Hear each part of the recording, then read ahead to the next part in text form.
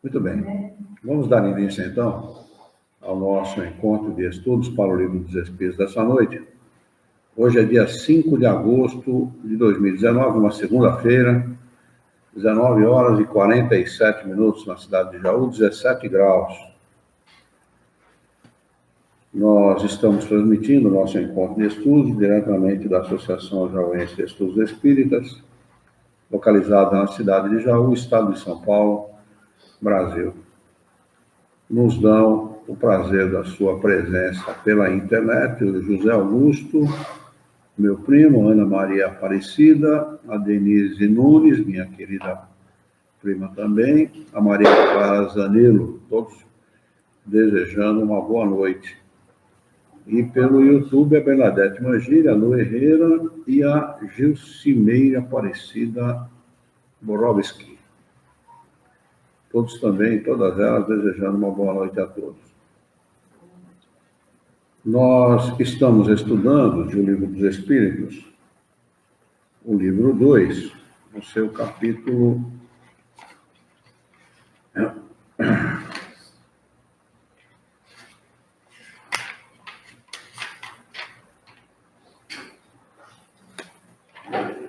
Capítulo 6, Vida Espírita. A questão é de número 315, no subtítulo Lembrança da Existência Corpórea, subtítulo de número 8, Lembrança da Existência Corpórea, questão de número 315. Todo mundo lá? Dani? Legal.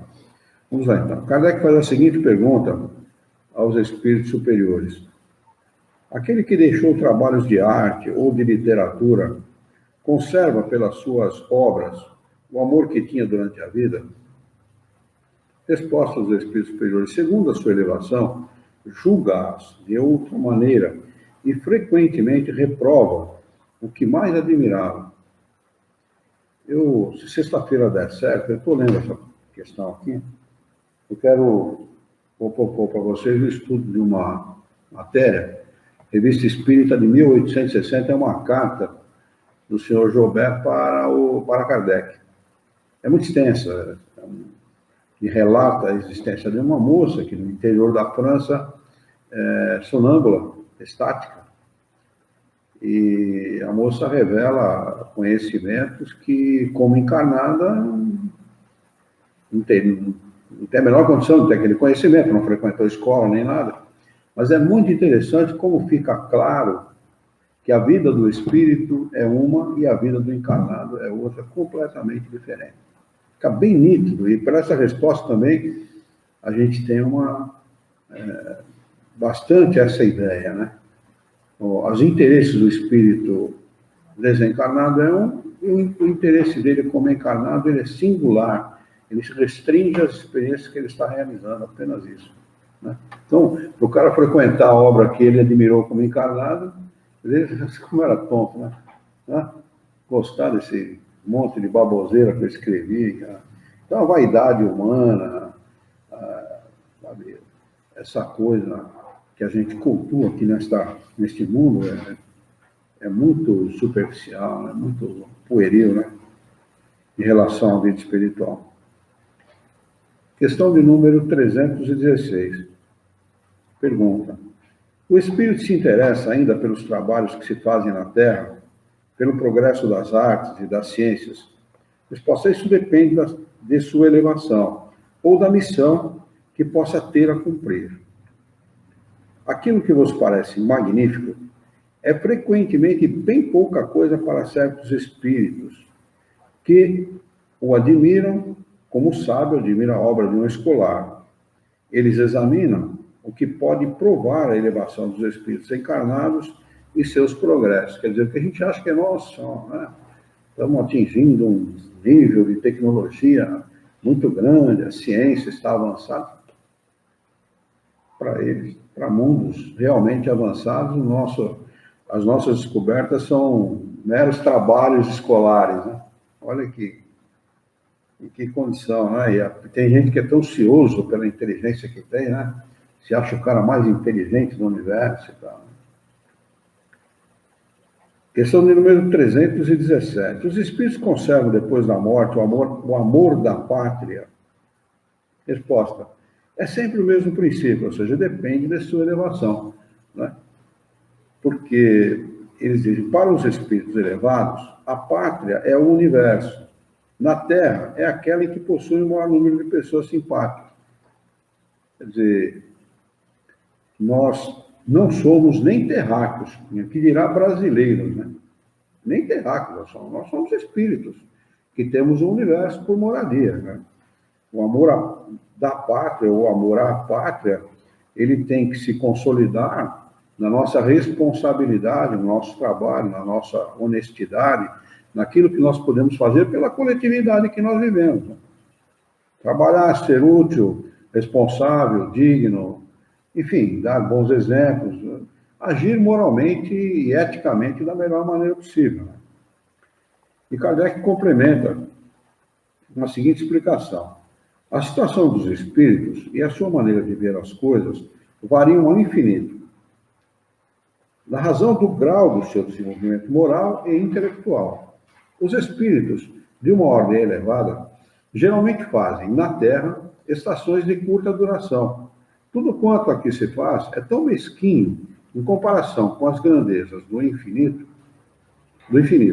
As coisas a que os homens atribuem a maior importância são tão pueris aos seus olhos que eles encontram poucos atrativos neste mundo, a menos que tenham sido chamados a fim de concorrer para o progresso da humanidade. Quando eu leio essa explicação de Kardec, eu lembro do seguinte, é mais ou menos a mesma coisa que você sair da civilização, do lugar onde você tem conforto, desfruta de todo o conforto possível e imaginável no nosso mundo, e ir para uma tribo de canibais, viver no meio de uma tribo de canibais. Mais ou menos isso, a comparação. Se não for pior do que isso, eu acho que é pior ainda. Sabe? Porque, para eles, imagine sair de um mundo onde não exista o mal, onde não existe inveja, onde não exista egoísmo, né? E vir encarnar no mundo como nós. Já pensou o que significa? Né? Quer dizer, segundo o que os espíritos, eles vão explicar aqui depois, eles só concordam em encarnar no mundo como o nosso porque eles têm aí, em média, de 6 a 8 horas por dia, durante o sono do corpo físico, para poder se relacionar com seus iguais. Senão, não concordariam. Né? Os espíritos de uma ordem intermédia ou intermediária passam mais frequentemente por aqui, embora considerem as coisas de maneira mais elevada do que durante a encarnação. Os espíritos vulgares são de alguma forma os que aqui permanecem, constituindo a massa da população ambiente do mundo invisível. Conservam com pouca diferença as mesmas ideias, os mesmos gostos, as mesmas tendências que tinham no seu envoltório corporal. Intrometem-se nas nossas reuniões, nos nossos negócios, nas nossas diversões, tomando parte mais ou menos ativa segundo seu caráter. Não podendo satisfazer as suas paixões, gozam com os que a elas se entregam e as excitam nessas pessoas. Essa explicação de Kardec, ela resolve um número muito grande de problemas que nós temos, de dificuldades que nós encontramos para viver nesse mundo, porque além da dificuldade natural da vida, de satisfazer as nossas necessidades de sobrevivência, nós temos ainda que conviver com espíritos que se intrometem em tudo quanto é coisa. E se você der a menor chance para eles que eles fazem, se intrometem mais ainda. Eles incitam as pessoas ao vício, por exemplo, né? Para eles poderem se satisfazer com a excitação que causa ver o outro fazendo aquilo que eles gostam de fazer. Porque eles mesmos por si não podem fazer. Não tem corpo físico.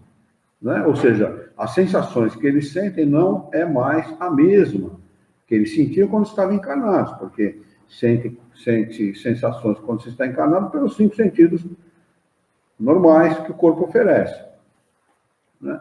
E como o espírito não tem mais corpo, ele fica se locupletando das suas necessidades, das suas paixões, através de ver o outro fazer aquilo que ele gosta de fazer.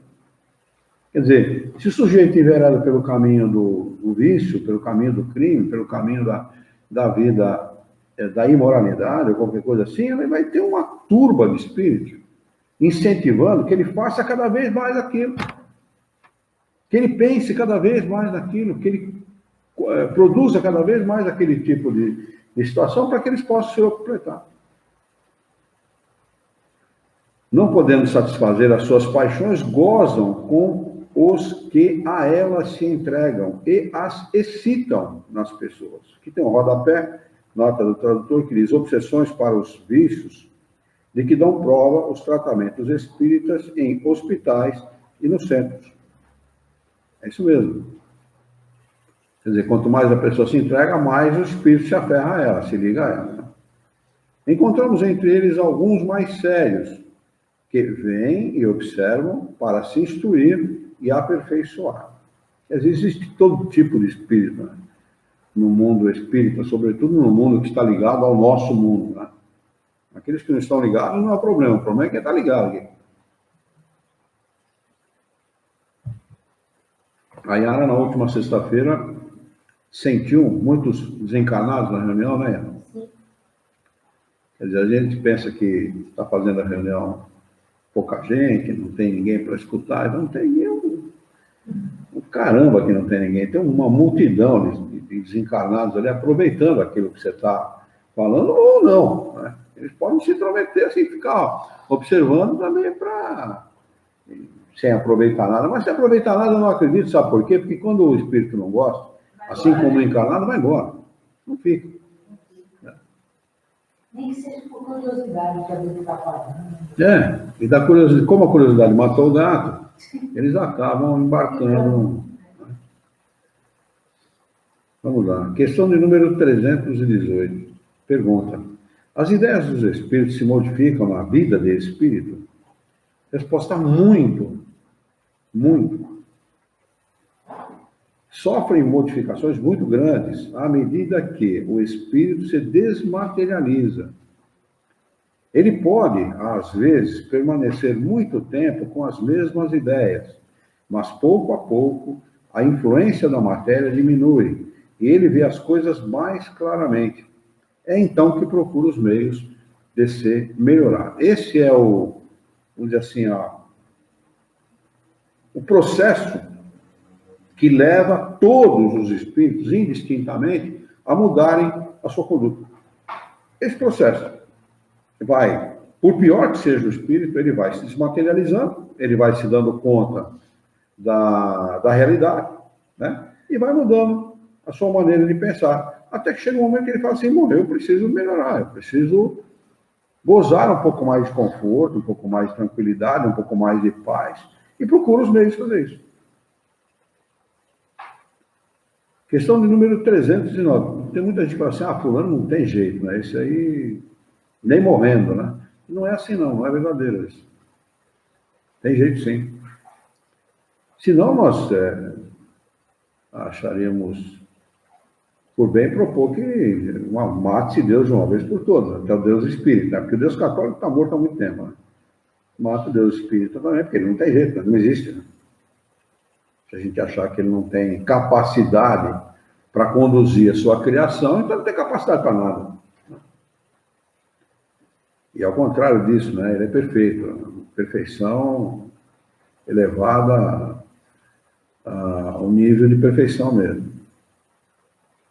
319. Desde que o espírito já viveu a vida espírita, antes da sua encarnação, de onde vem o seu espanto ao reentrar no mundo dos espíritos? Resposta: é apenas o efeito do primeiro momento e da perturbação que se segue ao despertar. É compreensível isso, né? Você vive uma vida aqui na Terra de, sei lá, 50, 60, 70, 80, 100 anos, convivendo diuturnamente com esta máquina de fazer o maluco, que é esse planeta. Né? Depois o cara desencarna e fala: pô, a realidade é essa? Peraí, pô. Que maluquice é essa? Que maluquice que a gente vive lá, né? Porque é o inverso, né? É o inverso a vida convertida no avesso, né? Vive de uma maneira aqui, e o mundo espírita, o mundo verdadeiro, o mundo para o qual nós estamos destinados, é exatamente o inverso. A Natália está conosco. Boa noite, Natália. Eu só vi você agora, mas é um prazer tê-la conosco, viu? Depois eu vou marcar a sua presença aqui. Por isso que causa esse espanto, né? O espírito desencarna, sobretudo quando ele não busca essas informações, né, que nós procuramos buscar aqui. Então ele se espanta mesmo. Para nós, o espanto, eu acredito que não vai ser tão pequeno assim, né? Mas nós vamos encarar com uma naturalidade maior as coisas. Porque eu acredito que a gente vai pensar assim, eu pensava que sabia. Eu pensava que sabia. Algumas coisas nosso pensamento vai estar mais ou menos afinado com a realidade, mas muitas coisas nós vamos nos surpreender. E o receio também, não é uma coisa desconhecida da gente, é a nossa vida, né? Mas ele diz assim, é o efeito do primeiro momento. É só E da perturbação que se segue ao despertar, né? Porque são duas vidas distintas. A vida do encarnado e a vida do desencarnado são vidas distintas, embora elas se confundam, né? As duas vidas se confundem, porque ele vive as duas vidas, mesmo estando encarnado, né? Como desencarnado, ele vive mesmo. Se ele for um espírito atrasado, ele vai viver mais nesse mundo do que nós estamos vivendo, né? E vai sentir este mundo, o mundo material, as torpezas do mundo material, com maior intensidade do que nós sentimos, embora ele não tenha, ele não goste dos 5 sentidos, né? Porque o espírito, ele vive a realidade integralmente, ele não, como não dorme, né? Ele vai viver a realidade integralmente. Mas o espírito que procura se espiritualizar, mesmo esteja ele encarnado ou não, ele sente, ele percebe as coisas mais diferentes, até porque ele tem o direito, ele acaba ganhando o direito, se viver uma boa vida, ele acaba ganhando o direito de deixar esse mundo, né? Ainda que temporariamente, ainda que ele tenha que reencarnar aqui nesse mundo, ele vai acabar ganhando o direito, ao desencarnar, de temporariamente viajar por alguns planetas, conhecer algumas novidades, algumas ciências diferentes e tal, tomar contato com alguns conhecimentos que não existem aqui na Terra. Até porque isso faz parte da nossa evolução, faz parte do progresso do espírito, né? Ao passo que aquele que é materializado ainda, que não se desmaterializa, não se desliga da matéria ao longo da sua encarnação, ele vive, ele não se desliga da crosta da terra, né, do chão, né? Ele fica aqui mesmo, não sai daqui não. E isso deve ser um complicador muito grande para o espírito, né? Deve fazer sofrer tremendamente. Então ele diz, mas ele reconhece, mas mais tarde, ele reconhece perfeitamente seu estado, à medida que ele volta à lembrança do passado, em que se desfaz a impressão da vida terrestre. Ele pede para a gente ver as questões 163 seguintes. Quem quiser relembrar, né, melhor esse assunto, está lá na questão 163 e seguintes. Alguma dúvida a respeito disso que a gente acabou de estudar?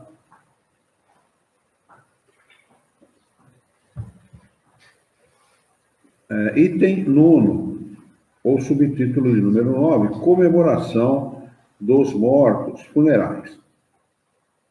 Pergunta de número 320. Os espíritos são sensíveis à saudade dos que os amaram na terra? Resposta: muito mais do que podeis julgar. Essa lembrança aumenta-lhes a felicidade se são felizes, e se são infelizes, serve-lhes de alívio. Então, é importante a gente lembrar dos nossos entes queridos, desencarnados. O Orlando e a Denise acabaram de entrar. Sejam bem-vindos, viu, Orlando, Denise, sejam bem-vindos.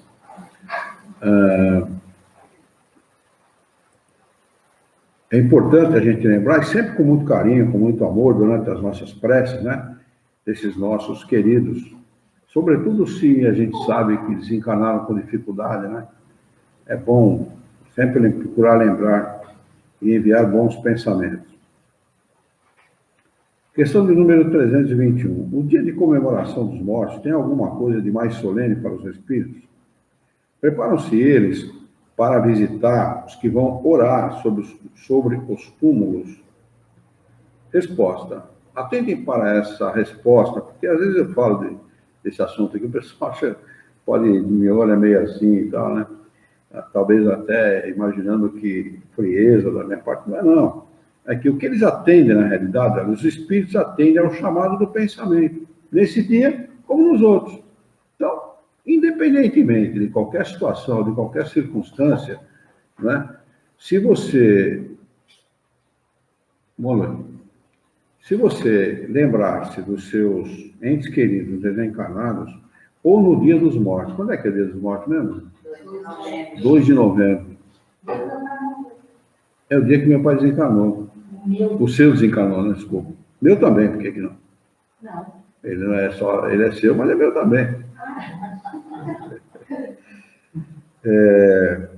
Então, dia 2 de novembro é o dia chamado Dia dos Mortos, né? Finados, né?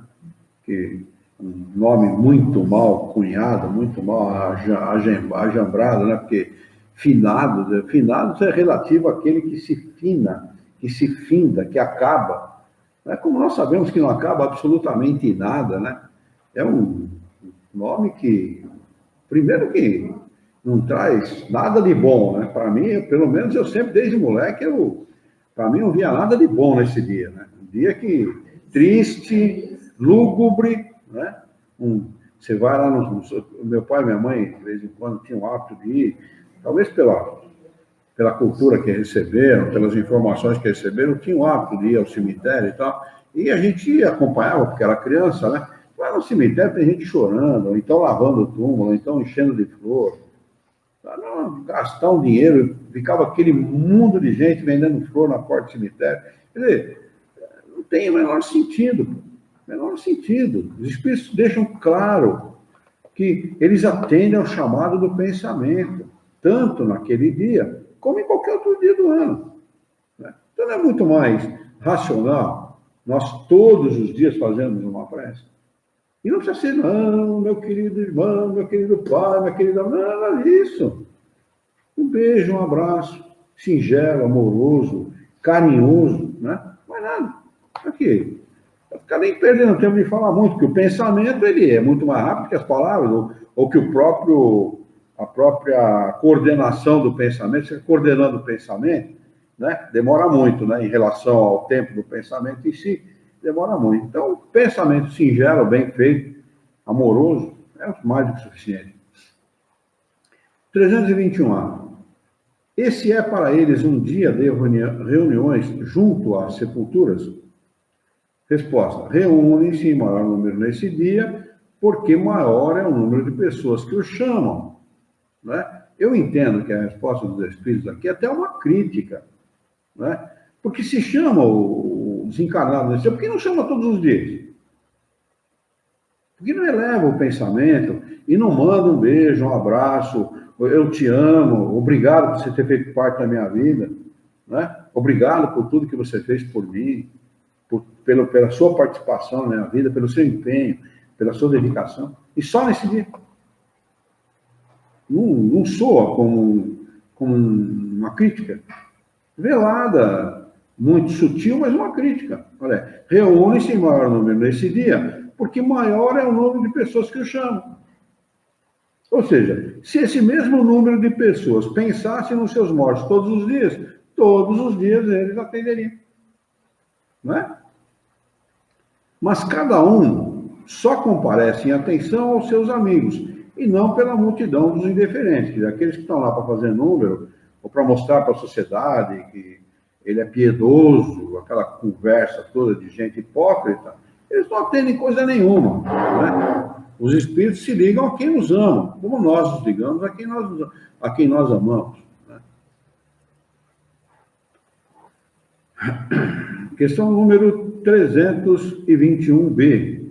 Sob que forma comparecem? E como seriam vistos se pudessem tornar-se visíveis? Resposta: aquela pela qual eram conhecidos em vida. Né? Se eles pudessem se tornar visíveis, ou se eles quiserem se tornar visíveis, né? Que nem sempre acontece.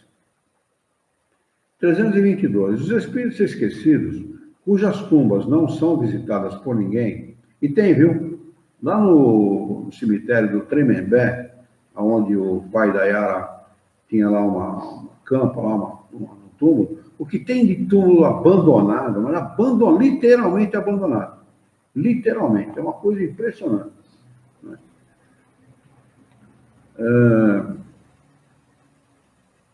Cujas tumbas não são visitadas por ninguém, comparecem apesar disso e sentem algum desgosto por não verem nenhum amigo lembrar-se deles? Resposta dos espíritos: que lhes importa a terra? Somente pelo coração se prende a ela. Se não mais o amam, não há mais que faça, nada mais há que faça o espírito voltar à terra. Ele tem todo o universo pela frente. Todo o universo. E aqueles que estão materializados vão ficar bravos. Como é que é? Aqueles que estão mais materializados vão ficar. Ah, não, mas o mais materializado, ele fica bravo por qualquer coisa. É que nem o eterno descontente. Você pode dar ouro para ele vai reclamar que o ouro está pesado. Não tem. O espírito, quanto mais espiritualizado ele é, menos exigente ele é com as coisas de um mundo como o nosso. Porque ele sabe que não adianta ser exigente num mundo como o nosso. Nosso mundo é injusto, é ingrato, é desumano, é cruel, é violento. Então, não vai exigir o que no mundo como esse? Não tem o que exigir. Aliás, quem quer fazer o bem não deve exigir reconhecimento em hipótese alguma. Não espere reconhecimento. Aliás, ao contrário, se realmente você está preparado para fazer o bem, prepare-se para a ingratidão, porque ela vem. E vem mesmo. E é incrível. E isso dói, viu? Quando você ama uma pessoa e ela é ingrata, você sente na alma o peso dessa dor, sabe? Isso realmente machuca muito. Já me senti assim, não gostei não. Tá? Mas é preciso estar preparado para isso. Porque a ingratidão, ela acontece. Ela acontece naturalmente nesse mundo. Não é natural, mas ela acontece naturalmente. Porque os espíritos, eles são egoístas. Né? O espírito egoísta, ele está se lixando para você. Não quer que você se lixe. Ele interessa os interesses dele, aquilo que ele gosta, aquilo que ele quer, aquilo que ele ama, e acabou. Entendeu? E nem sempre a gente faz parte do mundo dele. Ainda que a gente seja parente, seja lá o que. Questão de número 323. Pergunta: a visita ao túmulo proporciona mais satisfação ao espírito do que uma prece feita em sua intenção? Essa é boa, hein? Questão 323. Ver se tem alguma pergunta aqui. Então, a resposta é: a visita ao túmulo é uma maneira de se manifestar que se pensa no espírito ausente. É a exteriorização desse fato. Que fato? Pensamento. Você está exteriorizando o seu pensamento de amor de atenção por aquela pessoa que desencarnou. Não é esse o fato? Ele continua, ele arremata: eu já vos disse que é a prece que santifica o ato de lembrar. Pouco importa o lugar, se a lembrança é ditada pelo coração. Então, agora eu pergunto para vocês: não é muito melhor, todos os dias, pelo nosso pai, nossa mãe, nosso irmão, nosso marido, nossa esposa, nosso filho, seja lá quem for, nós elevarmos o nosso pensamento num ato de amor, dizer eu te amo? Apenas isso, não dá mais que isso. Resume tudo, não resume? Eu te amo. Não é? Muito mais do que lá no túmulo, grande porcaria o túmulo, né? Você vai porque é uma coisa material que você tem que cuidar, até custa caro, né? Um túmulo lá. Hã? Não rouba tudo. Não, hoje em dia ela tem que colocar portão de plástico, porque até os portão de bronze estão roubando. Roubaram, né? Então, absurdo. Gasta uma fortuna nesse troço. No México, naquelas cidades fronteiras com os Estados Unidos, os traficantes, cada um manda fazer um túmulo mais bonito que o outro, para mostrar que ele é mais poder que o outro. Mas túmulos que são melhor que muitas mansões. É impressionante. Revestido de ouro, coisa impressionante. Eles são muito ligados com esse tipo de pensamento, né? São muito místicos, né? Nesse caso. Mas é impressionante. Procure na internet para vocês verem que interessante que é. Os túmulos lá dos traficantes lá no Tijuana, aquelas cidades que fazem fronteiras com os Estados Unidos, que ali se concentra o tráfico, né? E os cartéis, né? Cartel de Cali, cartel dos outros cartéis. Né? Sinaloa é o pior que tem, né? Mas vamos lá. Questão de número. Então, marque essa questão. Quando alguém perguntar para vocês, questão 323. É facinho de marcar. 1, 2, 3, 3, 2, 3. Ó. Número 3, 2, 3. Marca essa questão, porque aí vocês dão a resposta em cima do pedido para o cara. Você quer saber a verdade? Quer saber? Porque às vezes a pessoa não quer saber a verdade. Ela quer continuar pensando como ela quer. Aí você deixa. Mas se a pessoa quiser saber, essa resposta aqui é perfeita. Questão 324. Os espíritos das pessoas homenageadas com estátuas ou monumentos assistem às inaugurações e as veem com prazer? Resposta. Muitos as assistem quando podem, mas são menos sensíveis às honras que lhe tributam do que às lembranças. Então vale muito menos uma estátua com uma palavra que um eu te amo, né? Dito com verdade, com sinceridade. Né? Questão 325. De onde pode vir para certas pessoas o desejo de serem enterradas antes num lugar do que no outro? Enterradas aqui, lê-se sepultadas, né? Porque a palavra certa não é enterrada, apesar que essa palavra está ligada ao hábito antigo de se sepultar a pessoa jogando terra por cima, né? Enterrar mesmo, fazendo um buraco e enterrar, né? Mas o certo mesmo seria, tanto numa situação como em outra, sepultar, né? Colocar em sepultura, né? E de preferência 7 palmos, para não feder muito, né? Para não feder nada, né? Uma pá de cal por cima. Né? Porque o corpo realmente...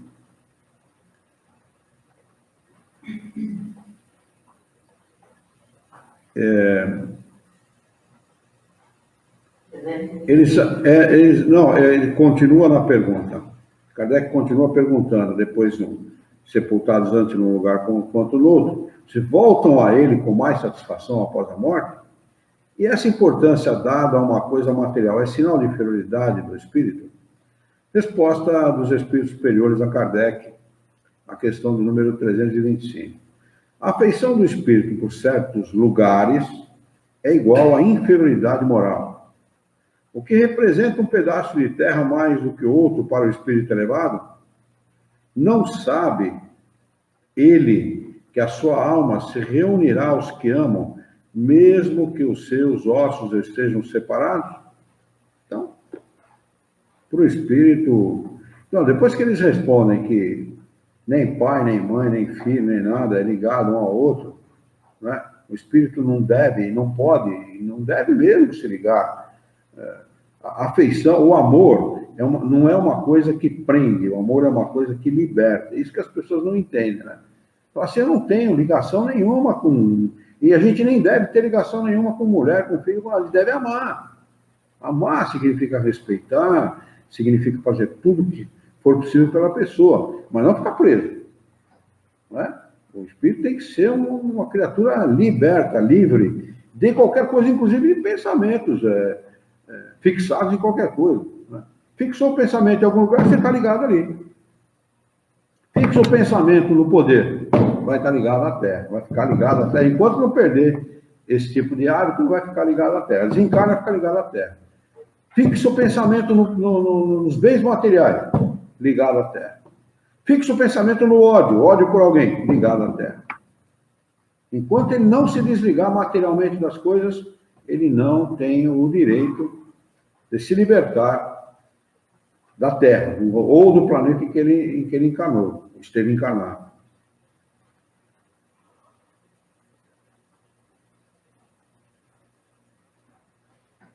Questão de número 325A. Pergunta: a reunião dos despojos mortais de todos os membros de uma família deve ser considerada como futilidade? Resposta: não. É um costume piedoso, um testemunho de simpatia pelos entes amados. Se essa reunião pouco representa para os espíritos, é útil para os homens. Suas recordações se concentram melhor. Então, a gente pode dizer que os espíritos respondem que é uma maneira piedosa de ajuntar, de reunir todos os membros de uma família. Mas o que importa, na verdade, é o pensamento. O que importa, de fato, é sempre o pensamento, nada mais. Os espíritos se reúnem independentemente das coisas materiais. Aliás, não tem nada a ver com matéria, né? Não tem nada a ver. Um espírito se adianta mais do que o outro. Ele vive num mundo feliz. O outro está encarnado na Terra, ou no planeta como o nosso. Né? Ele não vai vir aqui na Terra viver a vida do sujeito. O sujeito, ele vai ter que viver aqui quantas vezes for necessário, né? Se elevar para depois poder se encontrar com o seu amado, com a sua amada, ou com o espírito amado, né? Em outro planeta. Então, eles estão unidos pelo amor, pela afeição, mas separados pela evolução. Isso acontece muito. Muito mesmo. Nós somos exilados aqui na Terra porque nós não cumprimos os nossos deveres para com a lei de Deus. E, com certeza, nós devemos ter, em algum lugar do universo, espíritos amados que estão em uma condição evolutiva melhor que a nossa. Com certeza. Nós recebemos ajuda deles, inspiração, né, para o bem e etc. Mas eles não vivem a nossa vida, não. Não vivem. E não é para viver mesmo. Assim como nós não devemos viver a vida de ninguém. Cada um vive a sua vida. Você pode ajudar? Ajuda. Não pode? Fica na sua. Ou a pessoa não quer ajuda? Fica na sua, acabou. Fim de conversa. Né? A Berna escreveu aqui: eu vou ser cremada, já avisei meus filhos. Tá bom, Berna. Sua vontade do espírito tem que ser respeitada. Eu acho também que não é uma má opção, não, viu? Desde que seja a vontade do espírito, né?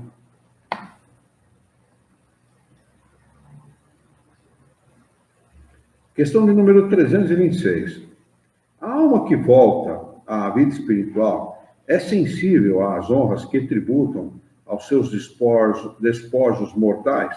Resposta: quando o espírito já chegou a um certo grau de perfeição, não tem mais vaidade terrestre e compreende a futilidade de todas as coisas. Sabei, porém, que frequentemente há espíritos que, no primeiro momento da morte, gozam de grande satisfação com as honras que lhe tributam, ou se desgostam com o abandono a que lançam o seu envoltório, pois conservam ainda alguns preconceitos deste mundo. Então, tem a ver com, como todas as outras respostas, com a evolução, né? Com o espírito já oferido pelo desencarnado. Questão de número 327. O espírito assiste ao seu enterro? Resposta: muito frequentemente o assiste. Mas algumas vezes não percebe o que se passa, se ainda estiver perturbado. 327A. Fica lisonjeado com a concorrência ao seu enterro, quer dizer, com o número de pessoas que vão ao seu velório e tal, né? Resposta: mais ou menos, segundo o sentimento que provoca essa concorrência. A maioria vai lá para falar mal do peão, né? Ou para contar piada suja, né? Quer dizer, bom pra caramba para o desencarnado, né? Bom pra caramba, ele está precisando de prece. Está ali. Desata, não desata, desata, não desata. Não estão conseguindo tirar o espírito do cara do corpo. E os caras vão lá para ficar falando mal do cara, ó, tá vendo? Bandido, morreu, me devia dinheiro, morreu devendo dinheiro para mim, não sei o quê. É um momento de prece, um momento de solene, né?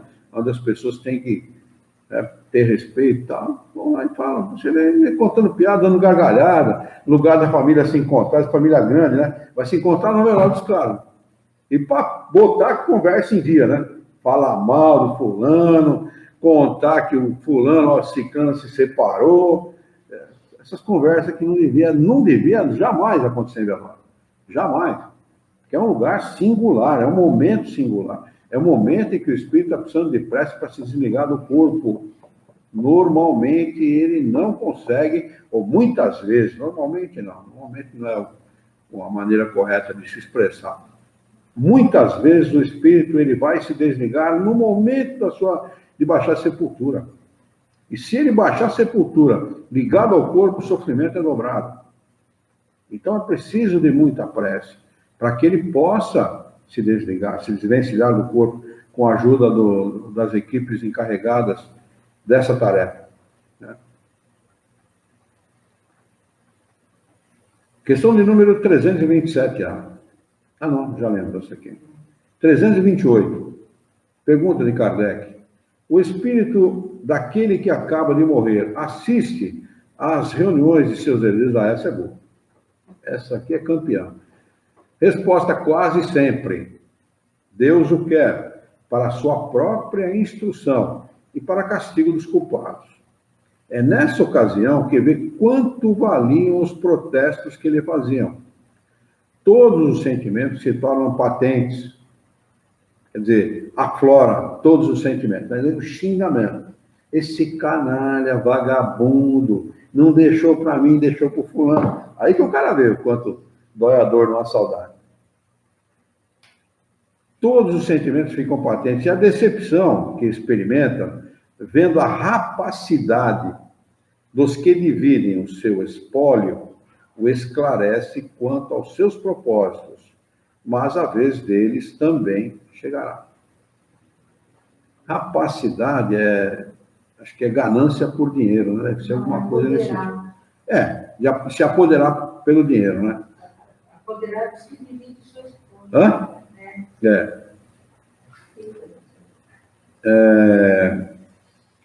Nesse momento aqui, às vezes, e muitas vezes acontece, a divisão do espólio é feita durante o velório mesmo. Começa a dividir, discutir o espólio do cara durante o velório do cara. E você imagina, o espírito está lá ligado ao corpo, não consegue se desvencilhar. Aí fica assistindo os caras discutindo, brigando, se matando por causa da divisão dos bens que ele devia ter feito em vida, né? Não devia ter sido irresponsável nesse sentido. Né? Muitas vezes não faz. Aqui no Brasil, poucos fazem. Há o hábito em muitos países do mundo de fazer o testamento. Né? Aqui não. Aqui não se faz testamento, não. Né? Deixa a coisa acontecer. Questão de número 329. O respeito instintivo do homem pelos mortos, em todos os tempos e entre todos os povos, é efeito de intuição da existência futura? Resposta: é sua consequência natural. Sem ela, esse respeito não teria sentido. É claro, só respeito pelos que acabaram de desencarnar, porque o homem sabe instintivamente, por intuição, que a vida futura, a vida da imortalidade do espírito, ela existe. Alguma pergunta a respeito daquilo que nós acabamos de estudar? A Bena disse que ela pediu para ser cremada, mas só com 90 anos. Tá bom, Bena, espero que você passe dessa idade, viu? Que você vá no meu velório, que assim você ajuda a fazer a prece para mim poder me desligar do meu corpo. Você vai morrer com 90 mesmo? Como eu vou morrer daqui a pouco? Você faz essa gentileza. Estamos combinados. Capítulo número 7, retorno à vida corporal. E tem um prelúdio do retorno. Ou seja, o momento, né, que antecede, os momentos que antecedem a reencarnação do espírito. Pergunta de número 330. Os espíritos conhecem a época em que terão de se reencarnar? Resposta: eles a pressentem. Como o cego sente o fogo de que se aproxima. Sabem que devem retomar um corpo, como sabeis que deveis morrer um dia, mas ignoram quando isso acontecerá. Questão de número 330. A reencarnação é, portanto, uma necessidade da vida espírita, como a morte é uma necessidade da vida corpórea? Resposta: seguramente assim é. Questão de número 331. Todos os espíritos se preocupam com a sua reencarnação? Resposta: aos que absolutamente não pensam nela, nem mesmo compreendem. Isso depende de sua natureza mais ou menos avançada. Para alguns, a incerteza quanto ao futuro é uma punição. Na realidade, a incerteza a respeito de qualquer coisa na vida é uma espécie de punição, né? O sofrimento é grande, né? A pessoa fica insegura.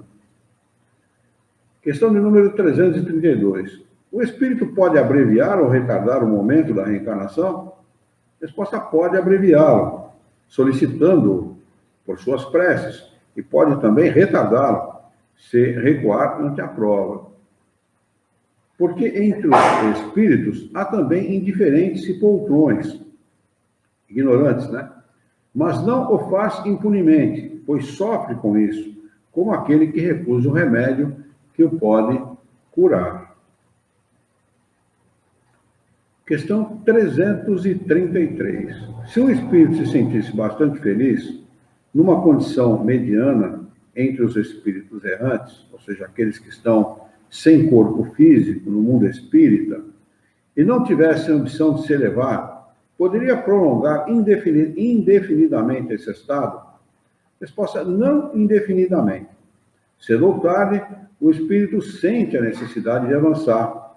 Todos devem elevar-se, pois esse é o destino de todos. Então, a lei do progresso, ela, de certa forma, ela é consequência da lei natural de reencarnação, né? Através da reencarnação que o espírito progride, que acontece a progressão dos espíritos. Então, a necessidade é premente da encarnação, não tem como o espírito furtar-se a essa necessidade.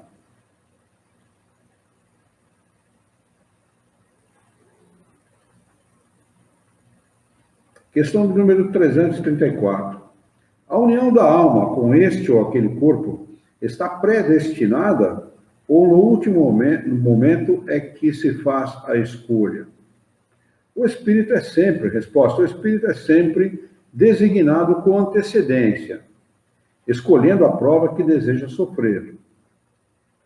O espírito pede para se encarnar. Ora, Deus, que tudo sabe e tudo vê, sabe e vê com antecedência que a alma se unirá a tal corpo. Até porque é uma espécie de acerto, de combinação entre o espírito reencarnante e seus pais, né? A Natália fez uma pergunta aqui, ela disse sobre a recusa ante a prova, pode ser um aborto espontâneo, por exemplo? Pode sim, Natália. Pode sim, muitas vezes isso acontece, tá? Ou a morte prematura também, viu? Pode acontecer se o espírito se renega a encarnar, ele pode abortar, não quer encarnar, acabou, depende dele, é livre-arbítrio, ele tem esse direito, né? Mas quando chega o momento da reencarnação, que a lei não permite mais que o espírito se furte a esse tipo de compromisso, ele reencarna de qualquer jeito. Mas pode acontecer sim. O aborto natural pode ser fruto de uma situação como essa que você perguntou.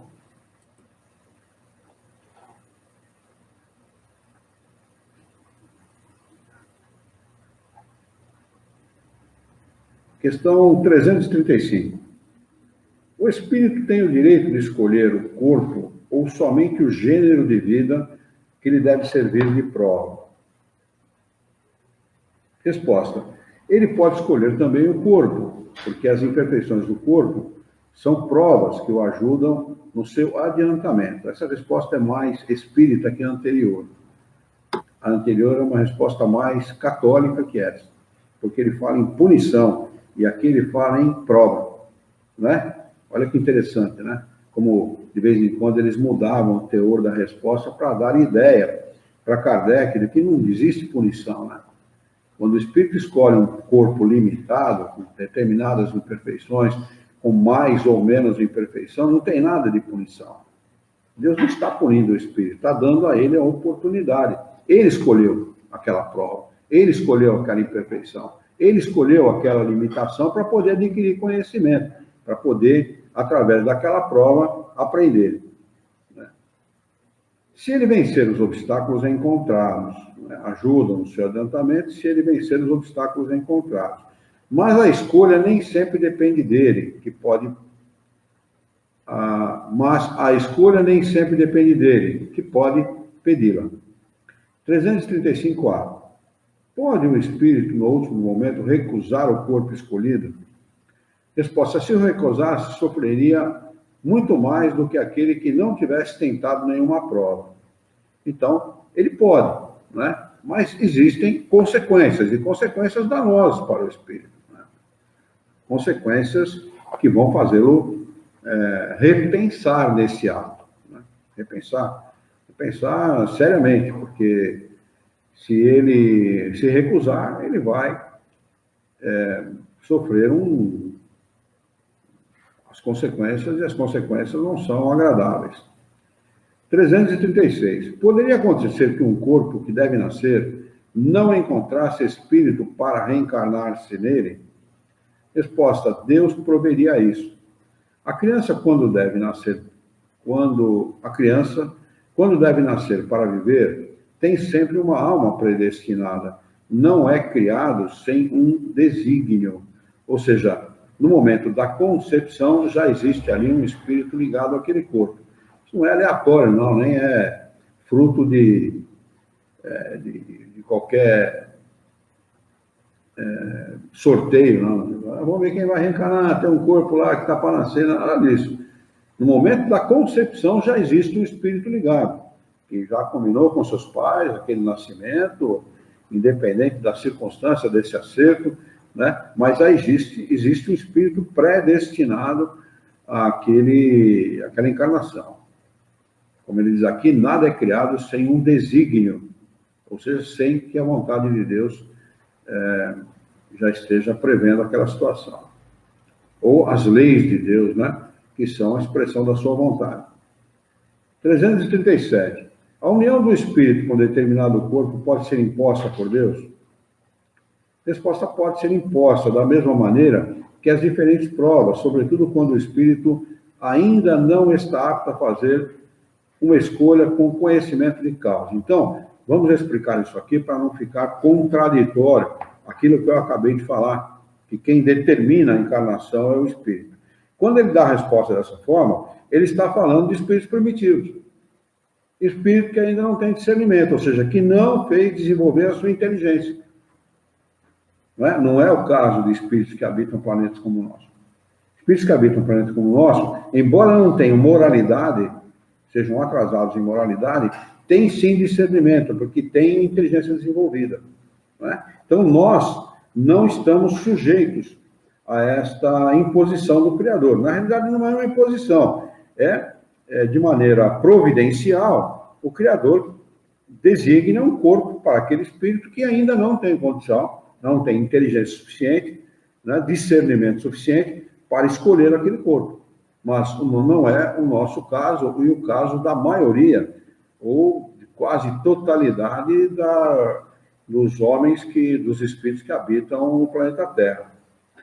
Como expiação, o espírito pode ser constrangido a se unir ao corpo de uma criança que, por seu nascimento e pela sua posição que terá no mundo, poderá tornar-se para ele um meio de castigo.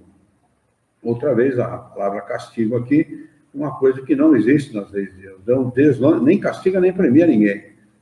Não há castigo. O que é oportunidade. Eles respondem aqui para Kardec, segundo o pensamento da época, né? A época, quem mandava na França era a Igreja Católica, né? A Igreja Católica mandava, inclusive, no governo francês, como manda em muitos lugares até hoje, né? Então, eles respondiam segundo o pensamento da época. Mas eles reiteram, muitas vezes, na obra de Kardec, no Livro dos Espíritos, em toda a obra da codificação, que não há castigo e nem há prêmio. Deus nem castiga nem premia ninguém, né? Simplesmente as leis naturais agem como agem em todo o universo, né? Aliás, as leis naturais, elas foram criadas para permitir a vida no universo, né? Então, as leis são providenciais e as leis agem segundo a necessidade do espírito, sem castigo e sem prêmio. Tudo que nós temos que é nosso, né, que é, vamos dizer assim, bem adquirido, é tudo por esforço do espírito. O espírito tem que se esforçar para adquirir todo aquilo que vem lhe trazer felicidade ou infelicidade. Se nós agirmos mal, a infelicidade ela será consequência da nossa falta de prudência. Se agirmos bem, a nossa felicidade não é devida a ninguém, a não ser a nós mesmos, ao nosso trabalho. Questão de número 338. Se acontecesse que muitos espíritos se apresentassem para ocupar o mesmo corpo, que vai nascer, o que decidiria entre eles? Resposta. Muitos podem impedi-lo, mas é Deus quem julga. Em casos assim, qual é o mais capaz de preencher a missão a que a criança se destina? Mas, como já disse, o espírito é designado antes do instante em que deve unir-se ao corpo. Antes do instante, né? Ou seja, antes até da concepção. Está combinado. Papai e a mamãe vão ter lá uma relação sexual, a fecundação do óvulo, no momento da fecundação já ocorre a ligação daquele espírito àquele corpo.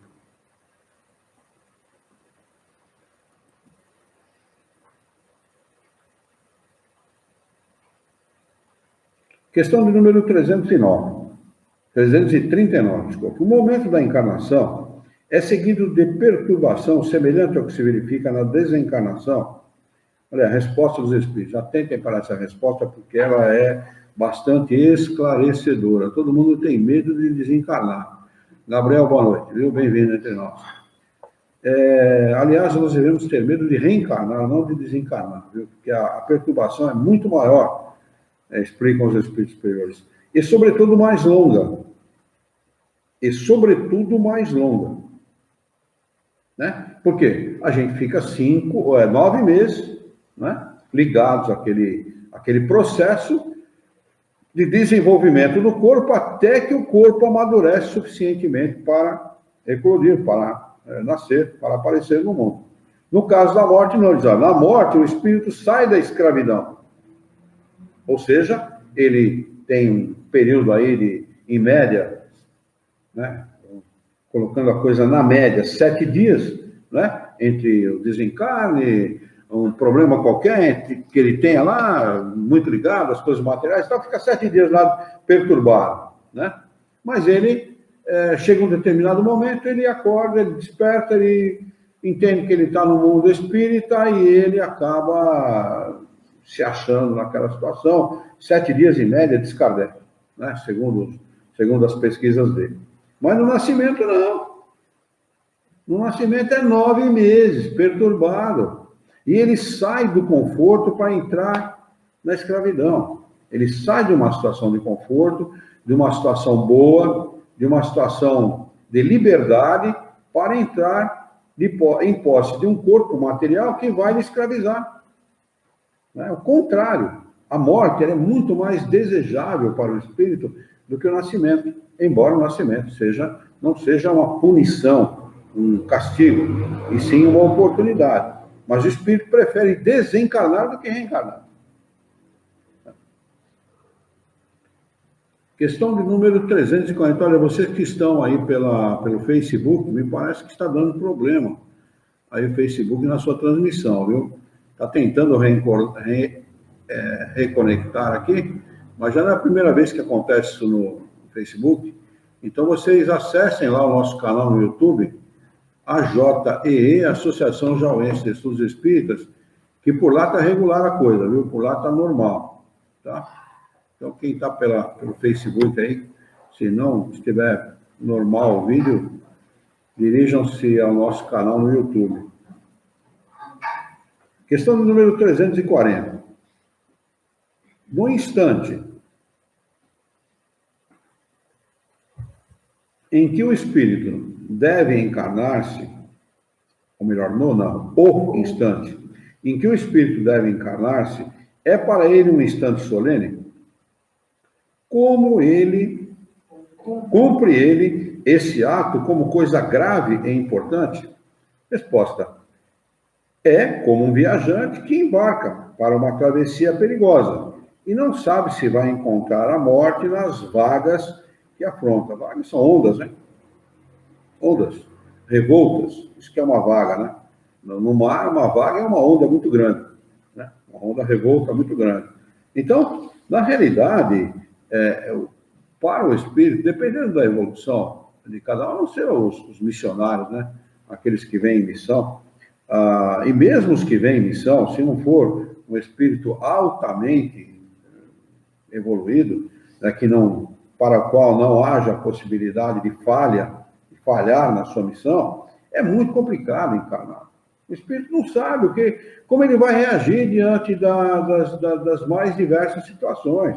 O que eu vou fazer? E se acontecer tal coisa? E se eu começar a agredir todo mundo, a ferir todo mundo com palavras? E se eu for desonesto, vai que eu me enveredo por esse caminho da desonestidade? Porque o espírito não sabe, ele duvida da própria capacidade. Ele não sabe se as coisas que ele vai enfrentar, se ele vai ser exitoso na sua encarnação. A não ser quando ele reencarna realmente decidido. Quando o espírito reencarna decidido, eu vou encarar e vou vencer, né? Aconteça o que acontecer, eu posso errar, mas eu vou acertar mais do que eu vou errar. E é errando que eu quero errar mesmo, eu quero errar porque eu quero acertar, quero aprender. Né? A não ser que se ele não fizer isso, ele vai ter muita dificuldade. Eu conheço um que reencarnou revoltado, não queria reencarnar, a avó tinha evidência, via esse espírito revoltado, ele não queria reencarnar, a mãe estava grávida dele, ele não queria reencarnar, não queria de jeito nenhum, ele teve uma vida problemática, ele acabou a vida encarcerado, acabou a vida na prisão. Né? Então, Kardec vai explicar vai dar um acréscimo aqui de explicação bastante importante para essa questão.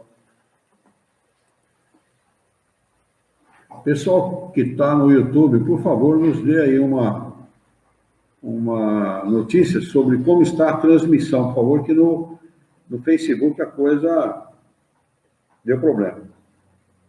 Então, Kardec vai dizer assim: o viajante que embarca sabe a que perigos se expõe, mas não sabe se naufragará. Assim, se dá com o espírito. Ele conhece o gênero de provas a que se submete, mas não sabe se sucumbirá, porque não é um espírito evoluído, é um espírito ainda que titubeia nas suas realizações, né? Ele pode acertar, ele pode errar, ele pode fracassar, ele pode não fracassar, então fica sempre a dúvida para o espírito. Da mesma maneira que a morte do corpo é um renascimento, para o espírito a reencarnação é para ele uma espécie de morte, ou antes de exílio e de clausura, né? E, sobretudo, nós devemos considerar o seguinte: ele está reiniciando uma vida completamente diferente. É sempre o reinício de uma vida completamente diferente. O espírito, vamos dizer que o espírito que fica muito tempo em estado de erraticidade, vai? Mesmo que fique pouco, vai? 10 anos em estado de erraticidade. Meu pai ficou 6. O que esse espírito vai encontrar ao reencarnar? Primeiro que ele vai tomar posse de um corpo, que, partindo do pressuposto que o corpo não tem deficiência física nenhuma, nem cerebral, nem física nenhuma, ele tem que reaprender a utilizar o corpo, não tem? É uma ferramenta. Ele não sabe andar, ele não sabe falar, no começo ele só age por instinto, né? O cheiro da mãe atrai ele para o seio da mãe, para ele poder se amamentar e poder se alimentar e tal. Né? Totalmente dependente de pai e mãe, totalmente. Né? Ele pode cair na mão de 2 crápulas, né? Como está cheio no mundo por aí. Né? Quando cai na mão de 2 pai e mãe responsáveis, nossa, é um milagre. Cai na mão de 2 caras que agradecem eles o resto da sua existência. Né? Mas quando cai na mão de 2 crápulas, aí o cara está mais enrolado ainda. Mas vamos dizer que dá tudo certo, ele encarna numa família boa, tá? Pais responsáveis e tal, que procuram cuidar dele, são responsáveis. Né? Tem que reaprender tudo. Isso para poder começar a usar o corpo. Aí depois ele precisa reaprender a conviver em sociedade. Não é isso? Apesar que ele está reencarnado com espíritos que vêm reencarnando com ele há muito tempo, ainda que não sejam da mesma família e tal, né? Mas são espíritos que já reencarnaram em outras, estiveram juntos em outras existências, né? Ele vai ter que aprender a conviver com esses caras. Né? Já pensou o trabalho? A gente está na vida, a gente não valoriza muito esse tipo de coisa, né?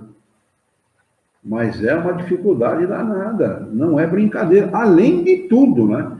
Além de todos os senãos, né? Tem mais esse também. Vamos lá. Ele deixa o mundo dos espíritos pelo mundo corpóreo, como o homem deixa o mundo corpóreo pelo mundo dos espíritos. O espírito sabe que se reencarnará, como o homem sabe que morre. Mas, como este, não tem consciência do fato, senão no último momento, quando chega o tempo desejado. Então, nesse momento supremo, a perturbação o envolve, como no homem em agonia, e essa perturbação persiste até que nova existência esteja nitidamente firmada. Né? Ele resumiu aquilo que ele não tem para falar nessa única frase, até que uma nova existência esteja nitidamente firmada. Como é que você firma uma nova existência? Aprendendo a viver. Seja ela como encarnado, seja ela como desencarnado. Agora, como encarnado é muito pior aprender a viver como encarnado e como desencarnado. Né? Como desencarnado você está livre. Né? Como encarnado você tem que estar sujeito a uma prisão.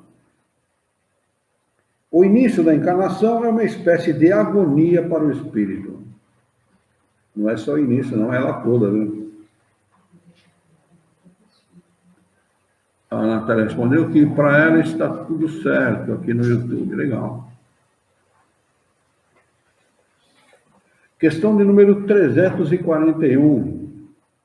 A incerteza do espírito, pergunta Kardec, quanto à eventualidade do sucesso das provas que vai sofrer na vida, é para ele uma causa de aflição antes da encarnação? Resposta: uma grande aflição, pois as provas da sua existência o retardarão ou farão avançar, segundo as tiver bem ou mal suportado. Questão de número 342. No momento de sua reencarnação, o espírito é acompanhado por outros espíritos, seus amigos, que assistem à sua partida do mundo espírita, como o vão receber na sua volta? Resposta: isso depende da esfera que o espírito habita. Se está nas esferas em que reina a afeição, os espíritos que o amam o acompanham até o derradeiro momento, o encorajam e frequentemente mesmo o seguem durante a vida. Questão de número 343, pergunta de Kardec: os espíritos amigos que nos seguem durante a vida são, por vezes, os que vemos em sonho, que nos testemunham a sua afeição e que se nos apresentam com feições desconhecidas? Uma vez uma pessoa fez uma pergunta dessa na sexta-feira. Às vezes eu sonho com gente que eu não conheço. Está aqui a resposta. Olha lá a resposta. Muito frequentemente o são. Eles vêm visitá-los, como ides ver um prisioneiro sob chaves. Nós estamos num presídio e não sabemos. Ou melhor, não sabíamos. Agora sabemos. Vamos marcar aqui o item 2, união da alma com o corpo. com a data de hoje. Hoje é dia 5/9/19. Alguma pergunta sobre o que nós acabamos de estudar?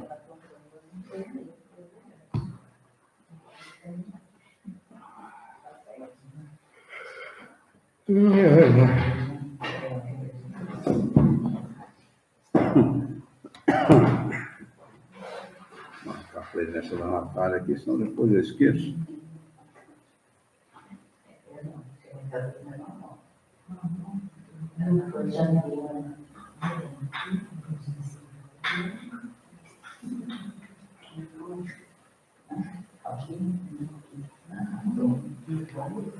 Muito bem. Ninguém tem pergunta nenhuma dúvida? Tudo em ordem? Podemos encerrar?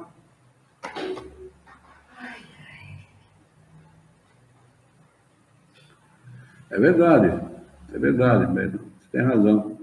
Que essa mesma questão foi estudado no dia 12/10/2009. Eu tenho essa marcação aqui no meu livro. Fechei o livro já, mas tenho essa marcação. Como a Berna já estudou o livro dos Espíritos com a gente, essa tem marcado no livro dela.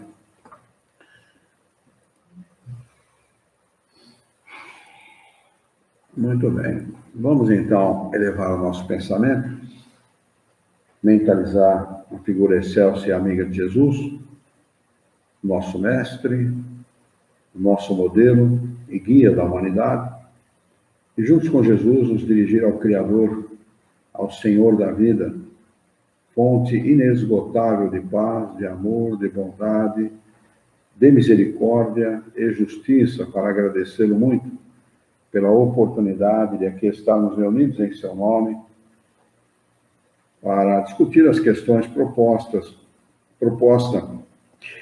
pelo Livro dos Espíritos dessa noite. Queira a vossa bondade, o vosso amor, a vossa misericórdia, que tenhamos bom ânimo, coragem, determinação, ideias renovadas, alegria de viver e muito entusiasmo para que nós possamos trabalhar, sermos úteis na sociedade em que vivemos e dessa forma dignificar a vida.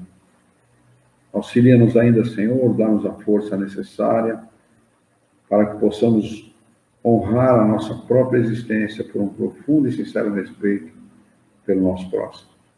Em teu nome, em nome de Jesus, em nome dos bons espíritos, em nome do nosso diretor espiritual e de sua equipe, nós declaramos encerrado o nosso encontro de estudos essa noite, e que assim seja.